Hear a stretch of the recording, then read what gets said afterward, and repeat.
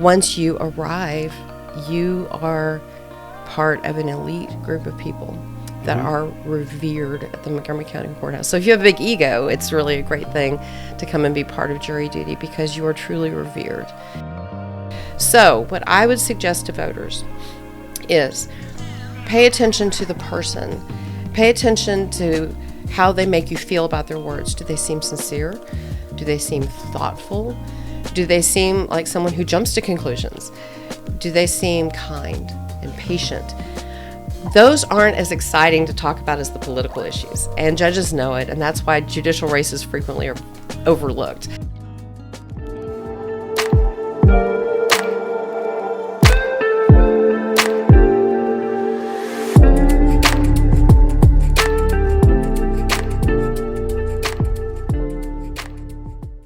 Hey everybody, what's going on? And welcome to Hank's Think Tank. I've got an incredible individual in here today who is running for re-election.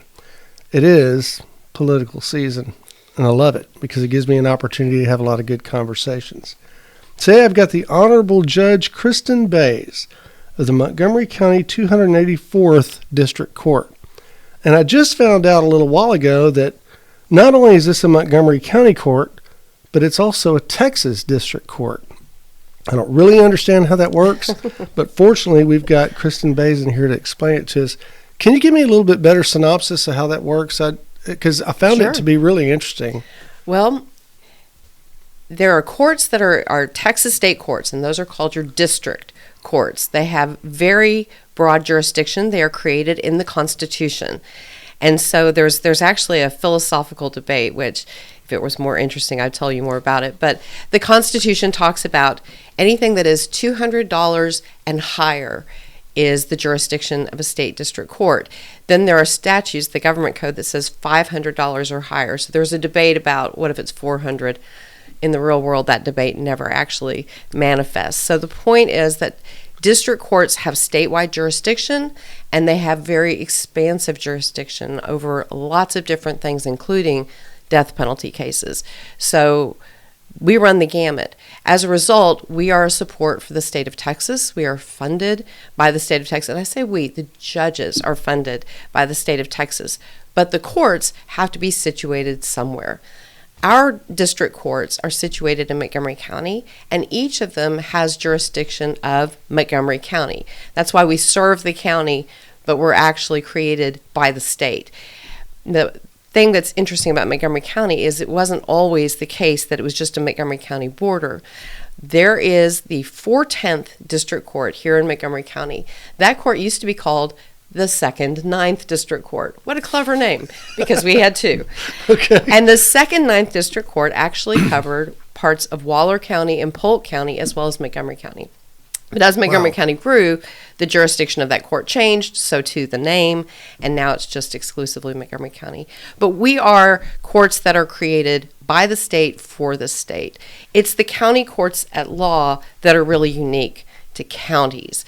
And basically we all work together, but their jurisdiction is decided a little bit differently than the state district courts. So there you go. Cool. All you wanted to know. Well, one more. So you get paid by the state, not the county. That is correct. And the county gives a stipend, but the stipend is $18,000 a year. So it is, my salary really comes from the state of Texas. Gas money. Exactly. Yeah. Exactly. Wow. So, okay. And that's why the numbers I like are that so because weird. That way, if there's individuals who end up in your court that are Montgomery County elite or Montgomery County, even I guess elected officials or whatever, then being that you're paid by the state, that doesn't show me that there's a conflict of interest. That's exactly the point. I like it. Yeah. That's pretty cool. See, I didn't know that. Well, okay. I learned now something. You know. Every time I do one of these shows, I'll learn something. One of these days, I'll be smart. It's going to take a while, but I'll be smart. Okay, so you're running for re-election. When does your term end, and when does all this happen? December 31st, 2026 is the last day of the term I'm in now, my second term. So I'm looking for a new one to start on New Year's Day, 2027. Awesome. Are they 4-year terms? They are. 4-year terms? Yes. Great. And so you were an attorney before you became a judge. I was. What kind of attorney? I was a civil litigation attorney. Okay. So if I needed to sue someone, if someone got sued, that's who I would represent as people in their independent lawsuits. Wow. Mm-hmm. Okay. So what's the craziest lawsuit you ever did? Gotta ask. I'm sorry it's there. The craziest one that I ever did involved a car dealership. And my client had gone to the car dealership to purchase a car, Okay. which is what you do at car dealerships. Right. And so the dealership told her that they didn't have a car on the lot, but they could do a dealer trade. They just needed her to pay up front. So she did. And then the car didn't come, and then the car didn't come, and then the car didn't come. And finally the car came, and it wasn't the one she had purchased. She purchased one with all kinds of bells and whistles, and this was a base model. So the dealership assured her not to worry. We'll do a we owe form. We'll give you all the add-ons. We'll just do that later in our shop. Take delivery of this car. And she did.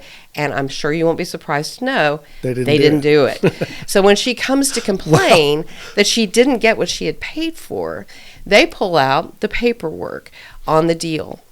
And the paperwork shows that, no, she actually did purchase a base model. Well, now, how could that be? I mean, there's the paperwork. It's got her husband's signature on it. Oh, wait. He had been dead for several years. So her dead husband signed the paperwork to show that it was a base model. The backstory is that she and her husband had purchased a car at this dealership before he had died. So they had his signature and apparently decided to use it not knowing that he had passed away and was very unlikely to have signed anything. Wow. So that happened. That's cool. Isn't that crazy? I like it. Yeah, that one went to the Texas Supreme Court, as a matter of fact. Did it really? It did. It Well, did. I'm sure she won that case. She won that case. Yeah, I'll bet. She now owns a dealership. Right. Awesome. Okay, so what kind of cases do you see in your court now? It's the same kind of cases. So just lawsuits? Lawsuits, yes. Okay, Yes. over, because I know that like if it's up to 10,000, I believe it goes to the JP, and then after that it goes to, So or how does that JP work? could be that. Excuse me. That is the debate that I was telling you about. That's not that interesting. But JP courts have jurisdiction up to $25,000 and below. Okay. So any case that is in that range can go to JP court. They also have exclusive jurisdiction over eviction lawsuits. So they are the only ones that can hear eviction cases. So those go to Boring. JP court. God, I get that. That's got to suck. Evictions are I just know. got to be horrible. I'm sorry. Go ahead. Well, that's okay. That's okay. Not my deal because I don't have that jurisdiction. Yeah. But I share jurisdiction other than eviction cases with JP courts. Also, county courts at law, they have a jurisdiction of $250,000 and below, and they deal with misdemeanor cases on the criminal side. I share a jurisdiction with those courts as well. My jurisdiction is basically the moon. Anything else, as long as it's not probate and as long as it's not an eviction case, I have jurisdiction over So it. corporate and all that. Mm-hmm. So Yes. some of those cases can go on for a long, long time. Some of them can, but we hope Yeah. that in the 284th they don't go on for too very long. That's damaging to the people involved in the case. I'm sure. Yeah. I mean, that was one thing I learned with clients. You wake up in the morning thinking about your case. You eat every meal thinking about your case. You go to bed thinking about your case. You dream about your case, and then you do the whole thing again. Right. And to have a case linger for a really lengthy time it's hard on everybody that's involved in it, except the lawyers. But it's really hard on the parties. And as a judge, I think part of my job is to make sure that these cases are tried as efficiently as they can be, as quickly as they can be, so that people can turn the page and get to the next chapter of their lives. Wow. I've been lucky. I've never been involved in a lawsuit. You are lucky. Hope that I never have to. I hope that for you It'd too. be awesome. I've come close, but I guess my words prevailed. So. Well, there you go. Well done. All right. Before we get into the whole question set, though, I wanted to ask you, so how did you become an attorney? I mean, what drove that? How did that happen? Well, when I was in high school in Lubbock, Texas, I was on the debate team. Awesome. I thought so too. I loved debate. I thought it was so much fun. It was so great. And I know that your audience is thinking, well, that wasn't much of a story. I mean, let's see. Debaters, they build cases and they argue them. Lawyers build cases and argue them. Mystery solved. But not really. I loved debate in high school. I went on to Baylor, and I was a debater at Baylor as well. And I loved being a debater at Baylor. But the thing that it was calling me to do was not to be a lawyer. It was to be a debate coach. So at Baylor, they taught high school students in the summer. We had debate camps, and I would work at the debate camps, and that just confirmed for me that my dream was to be a debate coach. So I became an education major, and that's what I was going to do. And I was so excited about it until the last semester of college, when I student taught and discovered I did not want to be a debate coach.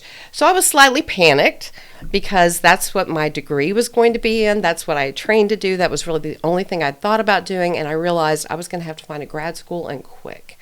And I had to find one that was free because I was a starving college student who wasn't going to be getting a job in the fall working as a debate coach. So, tall order, right? Grad school for free. Well, there was an attorney named Leon Jaworski. Long ago, the pinnacle of his career, he was a special prosecutor in Watergate. I remember. Yep. Well, he was born in Waco. I hate to say that. That means I'm old. That's okay. Wow. I won't tell anyone. Of course, I guess everyone's going, internet's forever, Hank. Yeah, that's it. But he was born in Waco. He went to Baylor undergrad. He went to Baylor Law, and he had an affinity for Baylor. And so on his death, his estate created the Leon Jaworski Foundation, which gave a scholarship to college debaters, because he was one of those two, to go to Baylor Law. So I applied at Baylor Law, and I applied for the Jaworski Scholarship. I got into Baylor Law. I got the Jaworski Scholarship. The rest is history, but there's a postscript that I think kind of adds to this story. And that is, after I had gotten the scholarship and after I had gotten admitted, but before I had actually accepted, I received a letter. This is 1990, no email, letters. I received a letter from a professor at Baylor Law, Mike Rogers. And Professor Rogers, if you're listening, you know I'll never forget this story, and I am never going to quit telling it. He sent me a letter, and it was basically a pitch for Baylor. And he said, "We're very glad that you've applied, and we're so excited about having you, and we know that you probably have applied at many other law schools, so can I take you to lunch to explain to you why we think Baylor is the right fit for you?" Now, I knew two things that Professor Rogers didn't know. I knew that I had only applied to Baylor. So there wasn't really much convincing that was going to be required. Right. The other thing I knew is that I had applied for the Jaworski Scholarship because I was a starving college student, Right. and I was not going to turn down a free lunch. So we went and had that lunch where he pitched Baylor to me, unnecessarily, but at least I got a meal. And There you that go. is how that happened. That's really cool. I don't know if it's cool, And, but well, I think it is, because I mean, what a great start to becoming an attorney by being in debate all those years and being good at it. You had to be good at it, or you wouldn't want to be a debate coach. well, So yes, I'll just say Yeah. yes, I was. So wow, I think it's a great story. Well, thank you. Okay, question number uno. Oh my. Montgomery County courts tout one of the top case clearance rates among large Texas counties. What concrete practices on your court drive that? Submission dockets, tighter scheduling, settlement facilitation, and which could be scaled countywide? That is an excellent multi-part question. It is. The most important thing I think that trial judges can do to get cases moving, to keep them moving, the thing that I was telling you about so that people can turn the page, is to schedule a trial very early on in the case. Not the trial itself, but just schedule the trial early in the case for a trial to occur later. And then stick to that date and push that date. Push. Because when attorneys see that there is a date that is set for trial and that all deadlines lead to that date, they know that they've got a limited time period to get their case prepared for trial. And so it forces them to touch their case. It forces them to pay attention to their case, and it forces them to work their case. It doesn't fall on the back burner. And at the time that the case comes up for trial, it goes to trial.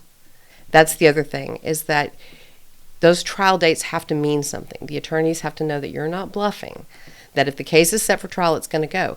We get calls in my office where we put the trial lineup, as we call it, on my website about 2 weeks in advance of the trial dates coming up. And we list each of the cases that's going to trial, and we list them in order. If a case on that list settles, then we write that it's settled, and we know the number 3 case is now moved into the number 2 position, and so forth. Right. We get calls all the time from people that are 2 or 3 on the trial lineup, and they say, well, I'm 2 or 3. So I called number 1, and the attorneys in number 1 said that one's going to go to trial. So we're not, right? So do I need to appear? And the answer is always and invariably, yes, you need to appear. Yes, you're going to trial.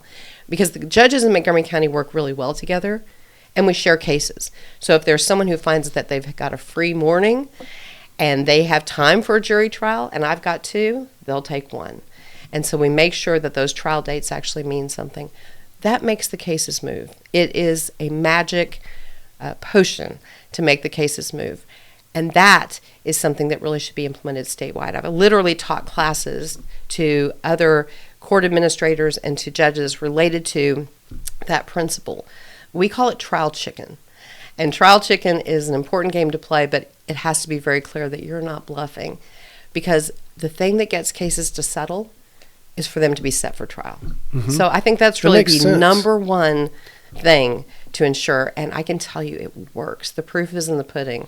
Because that's something that Judge Santini and I do. We are the 2 civil district court judges in Montgomery County. We both do it, and it has been incredibly effective on keeping the cases moving. We are trying cases 9 to 12 months after they have been filed. In the past, it would be 3 to 4 years. Wow. So it's. Are there legal minimums and maximums on trial dates? There are, but it's a little bit fuzzy. The Supreme Court says that cases that are tried to the bench need to be tried within 12 months of them being filed, and are tried to juries need to be tried within 18 months of them being filed. There's really no penalty if you don't meet those outcomes, but those are the guidelines that are coming from Austin. So they're just recommended guidelines, They I are. guess, as opposed to legal limits. That's right. Wow. And so having this forced date, that I guess puts the attorneys in a position to where they need to try to come to a settlement prior to that date, I guess, right? Yes, indeed. So, and it works. And it works. How many cases are settled out of court usually? I mean, is there a number? I'm sure that there is. I couldn't really tell you what it is, and I'll tell you why I'm kind of fuzzy on that. Judge Santini and I, Judge Santini and I get information about a case settling in a variety of ways, and sometimes the words settlement don't come with it. So we get what's called a non-suit. A party in a Texas state court can voluntarily non-suit their case, which means they have chosen to dismiss it. They file that, the case is dismissed, it's over. Okay. Usually that's indicative of a settlement, but not necessarily. I mean, maybe there's something else that has happened. So that's why it's hard to know what those numbers are. If they call us and say the case settled, we know it did. If they file a non-suit, who knows what happened. But I can tell you that I have tried in the 6 years, 8 months, and 29 days that I've been in office, I have tried 132 jury trials. That's actually a lot. That is a lot. So, but whatever didn't get tried, there are bench trials, it's about 8,900 bench trials. Between those two are all the cases that have settled. So the ones that went to trial are the ones I've described. The ones that didn't make it to trial, those settled, and off they went. But then again, it also, I say they settled. Usually that's how they end. But sometimes it's something like there's a motion to dismiss on some reason or another, and so the case gets dismissed pretty early on. Or maybe there's a jurisdictional challenge that someone says Texas doesn't have jurisdiction over me, and I agree, and then that case is over. So I think that probably the best matrix to appreciate what we do and why it works is to hear how many cases actually have been tried in the period of time that I've been in office, and compare that to the grand total that have been filed, which is over 18,000 cases, and then you can do the math. It's a busy schedule. It's a busy schedule. Man, that's crazy. I love it. I want to do it again. Can we talk about jury duty a little bit? Yes. How do you feel about the way that jury duty's set up at this point? Because I know that, and I think it was you and Claudia Laird that had told me last time you were here, that I think less than 20% of the people who get a jury summons actually show up. Mm-hmm. Well, I probably shouldn't tell all these secrets, but I'm going to. Okay. A jury summons, the way we do it, is actually an incorrect name. A summons is something that you get from a court. A subpoena is a summons. A citation is a summons. Even an arrest warrant is a form of summons. What jurors get is a letter. Okay. And that's all they get. That's why many jurors take advantage of saying, I never got that letter. Because unless we can show that they were actually served with a summons, a judge can't compel them to come to court. But the expense of doing a summons, that's going to run you about $75 to $100 per person. So it simply is not an option. So the letter is sent, and we just depend on people who are committed to our democracy and our system of justice to feel the call and to come to jury service. Now, here's the part that I will tell you for all the people who are thinking, all right, so I don't have to go to jury duty. Let me tell you this. And they're out there. I know they are. Yeah. I know. But I will tell you absolutely 100% true. When our jurors end up, that we have a whole big panel of people, and then the jury is selected from them, and we have the 12 people who are on jury duty together, they become friends. It is a good experience for them. It doesn't take long, but it happens every time without fail.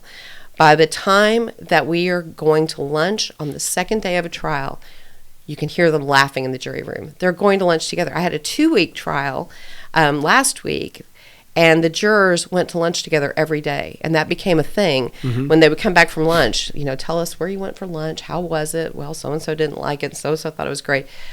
They become a group. I have jurors that have reunions because they enjoy it so much.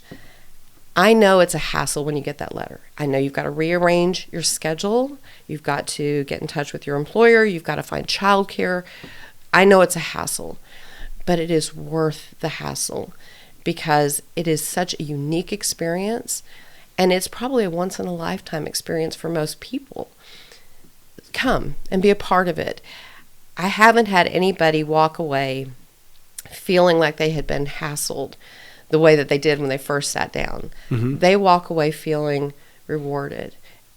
They were an important part of something, and they can feel it. So jury duty, it's well worth the hassle. Just grit your teeth and come on. You'll be glad you did. Yeah. Is there anything else that you have an idea for that would help? Maybe some sort of change in the law or something that would help build those numbers back up? Because I feel like because of the polarization and everything else that's going on, and everything being politicized, that this is probably being politicized as well. And so those numbers are going to continue to diminish. Well, I don't want to hear that. Maybe. So what do you think we can do to get those numbers to come back up? I don't know. I wish I did. I wish I had a great solution. All I can do is say it is a rewarding experience. It shouldn't be politicized. It's not. Once you arrive, you are part of an elite group of people that are revered at the Montgomery County Courthouse. So if you have a big ego, it's really a great thing to come and be part of jury duty because you are truly revered and appreciated. I can tell you that one of the things that is a unique problem to Montgomery County is our jury assembly room is in a separate building from the 3 buildings that house our courts. So for some jurors, what's happening is they arrive, they get checked in, and then they're escorted by bailiffs over to the court that they've been assigned to. If you're coming straight across the street, say to my court, it's a pretty quick walk. But if you're going to one of the felony courts, we're talking about a 2-block away walk. And we have had folks who have mobility problems. They're on crutches. They are on walkers. We've had folks who are blind and need help to be led. They have a cane or a seeing eye dog, but it's difficult to maneuver all the twists and turns of our courthouse maze. And we have had many jurors who complain at the end that it was just, if they had known what a walk it was going to be. Women who wear high heels and wish they'd worn sneakers. Yeah, I get it. So I think that truly, just as a practical matter, any negative reviews that Montgomery County gets probably come from the fact that we don't have a single courthouse structure and easier mobility for the people who do make the effort to come for jury duty. I'd love to see that improve, as you well know. Yeah, absolutely. We do need a new courthouse. We do. Or at least, I don't know, a total renovation of the one that we already have that would add a lot of space. And we talked about a Sally Port and some other stuff that I think you guys need. Yeah. Are there still negotiations going on with you and Wesley Doolittle over that? Well, not negotiations, just conversations. Yeah. And the short answer is yes. And the longer answer is there is a jail study that is now underway. There are certain options that our sheriff is exploring related to solving our jail problem. Mm-hmm. And all of that is at the very early stages. But there is a firm commitment from both our judges and our commissioner's court to making sure that the jail situation is remedied. However it gets remedied, it remains to be seen. I wouldn't want to be Wesley Doolittle right now, but I think he's doing great, and I like him. He's a good guy. I agree. Upstanding dude. I agree. Okay, let's see here. How about transparency? You want to talk about that? Public trust. Judicial campaigns are unusual. You can't comment on potential cases, yet you're on a ballot. What should voters evaluate to judge a judge? And how should we look at these campaigns to get a better idea of casting our ballot intelligently? Well, you have basically summarized a problem that plagues judges, people who are running to be judge, all over the state, all over the country. And that is that you're not permitted to speak about really political issues. You can't talk about, here's how I feel about X or Y or Z, because if a case involving X versus Y comes into your court, you've prejudged it. And so those things are forbidden, just forbidden as a matter of practice. There is an opinion called the Minnesota Republican Party versus White, and it's from maybe 85 ages ago from the U.S. Supreme Court, and Scalia wrote the opinion. Okay. And one of the things he talks about is we shouldn't elect judges at all. Well, that's not going to happen. I know. Texas, that's in the Texas Constitution. We will keep electing our judges.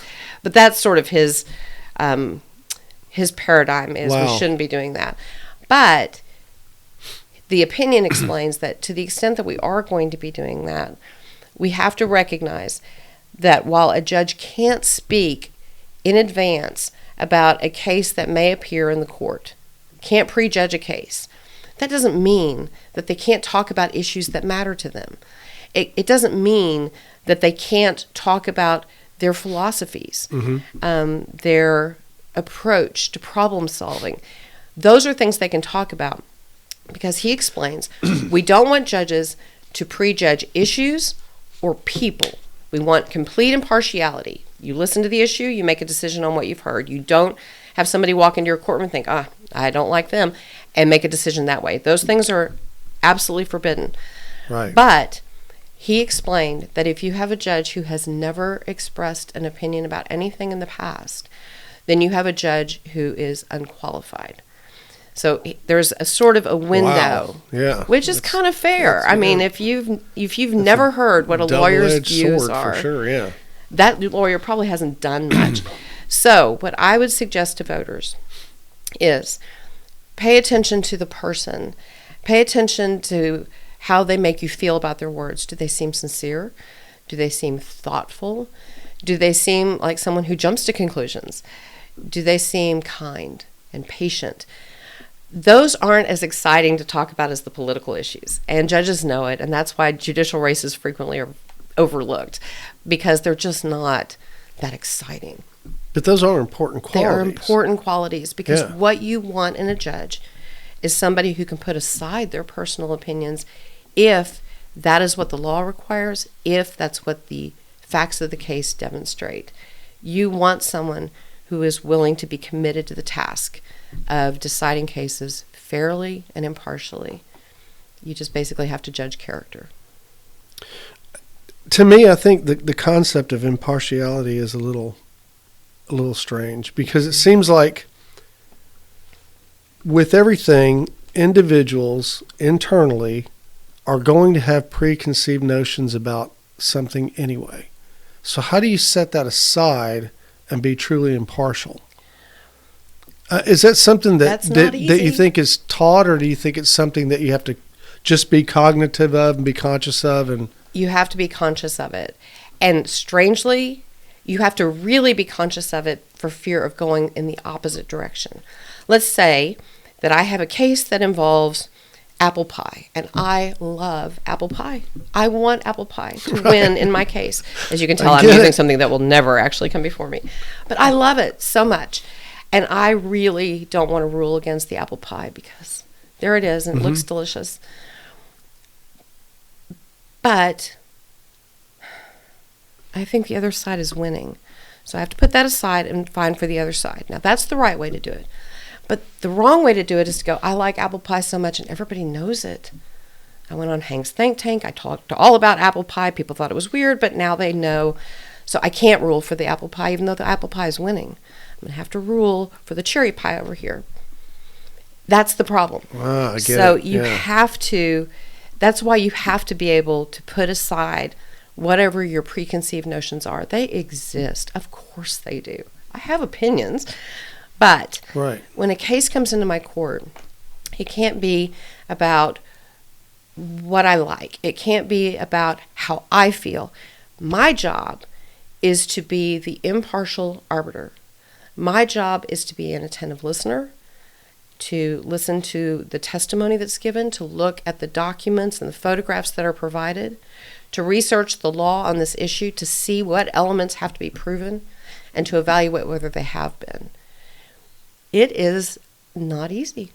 It's not easy. It doesn't seem like it would be. But it's important because that's the only way you ensure that the decision that's being made is being made on what the case is in front of the judge. That's what we want. Otherwise, people with, all the power and influence in the world would win all of their cases, and the rest of us would just be shoved to the side. It is the courthouse that is the great equalizer of things. And it's the judge's impartiality that is the ticket to the ball. Wow. I like it. Yeah. I do too. I like the way that you put that. Well, thanks. So, and I get the feeling from you when you speak about all this that you really have a reverence for the judicial system itself. Not only for your court, but just for the entire system, and that it needs to be fair, it needs to be impartial, it needs to be played out right. There needs to be certain times and things that are established, rules that are set and adhered by. Yeah. And I don't get that too much with other political candidates. You know what I mean? I mean, they're in and a lot of times they talk about the things that they feel are important to them, but it always seems to be, very tunnel vision-y. And I get, and I've talked to a couple of judges. I felt the same way. I felt like their vision was a little bit more expanded because they have the ability to see things differently. And I think it's because of the way that you guys have to handle your business. It gives you an opportunity to see things from a different point of view. Well, that's one of the things they tell you in the very first year of law schools across the country, is they're going to teach you to think like a lawyer. And that's really what that dynamic is about. It's sort of the ability to be objective, even if you're not feeling objective, to be objective in your actions and to take action accordingly. Wow. So it's a whole different job from the people who go to the legislature, and their job is to compromise and make deals and all that kind of stuff. Judges don't do that. That's it's just a different job. Yeah, I love it. Okay, so let's talk about something that I know you don't want to talk about. Nobody does, but it's here, and that's AI. What role is AI already taking in the judicial system, and how do you think it's going to move in the future? Especially being that we're set to hit artificial general intelligence by 2027 is what they're saying. Wow. Yeah. Wow. So now you've got AI that's smarter than humans that can go back and examine case law in 30 seconds as opposed to 30 days. So there's a couple of things to unpack here. Number one, I saw Terminator and I know how it ends, and it's not good. Awesome movie. Yes. Terminator 2 is better. It was. It really was. Yes. One thing that I've seen with AI kind of creeping into my courtroom from time to time is that what it's really, really good at is what you've described: data processing, data mining. It is able very quickly to go through a whole body of cases and statutes, some history, and just condense it into a workable form, a workable package. It's really good at that. But what it doesn't have yet is judgment. So the best example that I can give, because I mean, even the chatbot creator, Sam Altman, he even said that he was surprised that people gave so much credence to what chatbot could do because it was unreliable and it hallucinates. Mm-hmm. That's what the creator said. And that's where we are now. Will we stay that way? I doubt it. 2027 is very soon. But I know it's going to advance and it's going to improve. But where we are today is it doesn't have judgment. And that's the problem. So ChatGPT knows that lawyers deal in cases. Cases are reported in books. The books are all online. They are digital. And so what you want is to find some keywords and then find the cases that deal with it and then find the cases that have this keyword, that keyword, and the other keyword. Those are the key cases. And now those are the key cases. And so we're going to write them up. Great. But it doesn't have the judgment to understand why it goes through this exercise. It's not just a math problem, and it's not just X's and O's. It is evaluating which case is most similar to your case. It's evaluating who were the justices. Are they still on the court? It's evaluating a whole bunch of nuanced things. The example, the parable, thou shalt not steal, and you find someone who is stealing and you think that is a very bad thing, and then you learn that they are stealing because they are starving to death and it's a loaf of bread and it's for their son, and suddenly you have a different view of it. That's the way cases are. You change one fact in a case and it changes the outcome in the next one. And ChatGPT doesn't have the judgment to understand how to maneuver those cases and how to use them persuasively, which means sometimes it uses them incorrectly. It cites them for propositions that are here in the first paragraph that the court in the last paragraph says we reject all of that. It ignores the part about we reject all of that. Lawyers don't. Humans don't. AI does. So, right now, AI is basically forbidden in my court. If you want to use it as a lawyer, as a launch point for your research, fine. But it will not draft anything that comes before me because I've seen too many cases where I read something and think, oh my goodness, the law has changed. I had no idea that was the law. So I go to the case that's cited and discover that it doesn't say anything that it was supposed to be saying per the brief.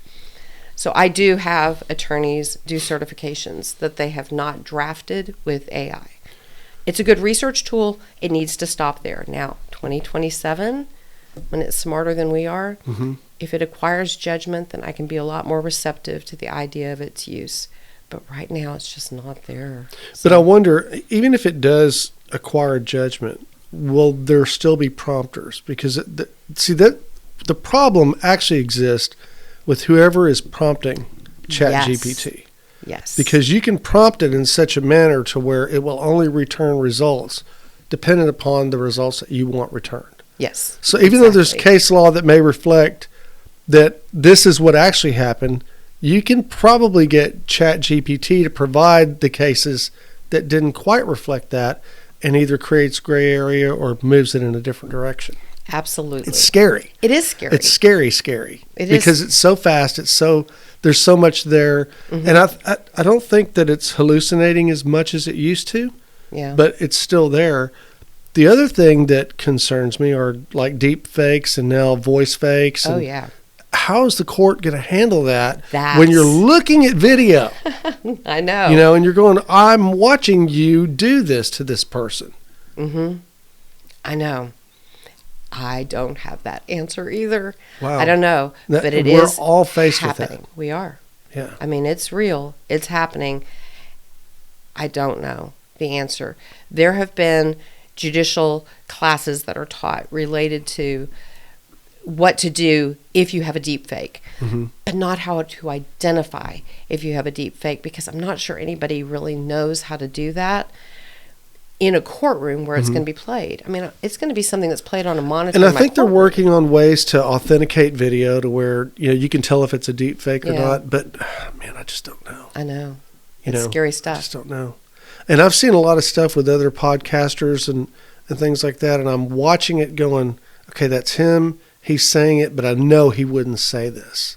So, wow. It's clean. It's good. I know. Here we go. So, yeah, it's Terminator 3. Yeah. We're on the way to something. That's right. So, well, Kristin, I appreciate you coming in. This has been a good conversation. Yes, thank you. I would like to round it out, though, with providing to the voting public a method by which they can find out more about you. So do you have Facebook and phone numbers, emails, whatever you may want to put out there? So I've got an email address, which is info@judgekristinbays.org. Kristin, I always joke about how my parents misspelled my name. So my name is spelled Kristin. The correct way. Well, thank you. Thank you for that. But if you spell it with an E-N, I will not get the email. So Kristin with 2 I's, judgekristinbays.org. So info@ is the email address. That's the website address. I'm also on Facebook, Judge Kristin Bays, and on Instagram, same thing there too. Okay. Any big endorsements this time around? I have not gotten any endorsements at all this time around because we are very on the cusp of things. Yeah, this is early. Yeah, it is. Yeah, your endorsements are coming. Well, I certainly hope so. Yeah. Okay. Fantastic. Mm-hmm. Anything else? No, sir. Just 4 more years. There you go. Well, thanks for doing what you do. I know you guys probably don't get a lot of thank yous, and judges aren't looked at with the same reverence that our other political figures are. But I think maybe through interviews like this and through more information that maybe they will be. Well, I certainly hope so. I hope you'll have me back at some time, maybe for a less political conversation and more of a, I don't know, study of law or how to get jurors to that'd come be cool when called. Yeah. Well, one thing that I would like to work on personally would be to see if we can get jurors to go, and also see if we can get our voters to get out and start voting again. I think that there's been a lot of damage to the reputation of our voting system, and we need to work on that as a country. So hopefully we can. Hopefully. So, all right, guys. Well, there you have it. Kristin Bays. She's running again, and sounds like a great judge to me. I mean, I wouldn't mind my case being in her court unless I was on the wrong side of that business. Thanks for watching. Thanks for subscribing. The channel's growing. We've become a good community, and I appreciate every view I get. If you guys have any questions, let me know. I can reach out to Kristin, and we can get those answered. And see you in the next one. We'll be around soon. Thanks. Bye-bye. Thanks, Kristin. That was great. Yeah.